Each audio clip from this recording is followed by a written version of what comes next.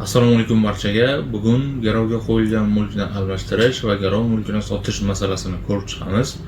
O'zbekiston Respublikasi Fuqarolik kodeksi va garov to'g'risidagi qonunga muvofiq ko'pchilikka ma'lum garovning ikki xil turi mavjud, ya'ni zaklad va ipoteka. Bundan tashqari garovga qo'yilgan mulkni realizatsiya qilish, ya'ni sotish, hadya qilish, haq evaziga yoki tekinga boshqa shaxsga o'tkazish huquqi cheklanadi.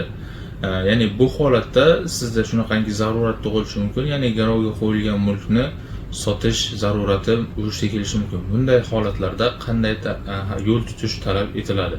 O'zbekiston Respublikasi Fuqarolik kodeksi va garov to'g'risidagi qonunga muvofiq garovga qo'yilgan mulkni almashtirish mumkin.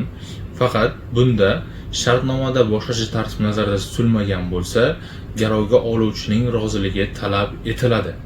Ya'ni bu holatda siz garovga qo'yilgan mulkni garovga oluvchining, ya'ni kreditorning roziligi bilan shunga teng miqdordagi boshqa birorta mol-mulkni garovga qo'yish orqali almashtirishingiz mumkin va keyinchalik realizatsiya qilishingiz, ya'ni sotishingiz mumkin bo'ladi.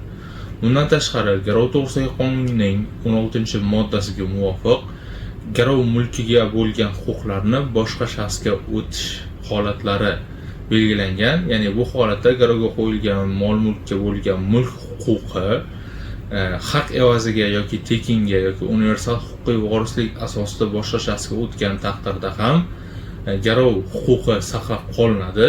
Ya'ni bu holatda siz garovga qo'yilgan mol-mulkni garovga oluvchining roziligi bilan umuman bir begona bir shaxsga haq evaziga yoki tekinga yoki universal huquqiy vorislik asosida o'tkazishingiz mumkin va bunda faqat yuqorida ta'kidlab o'tilgandek garovga oluvchining roziligi talab etiladi.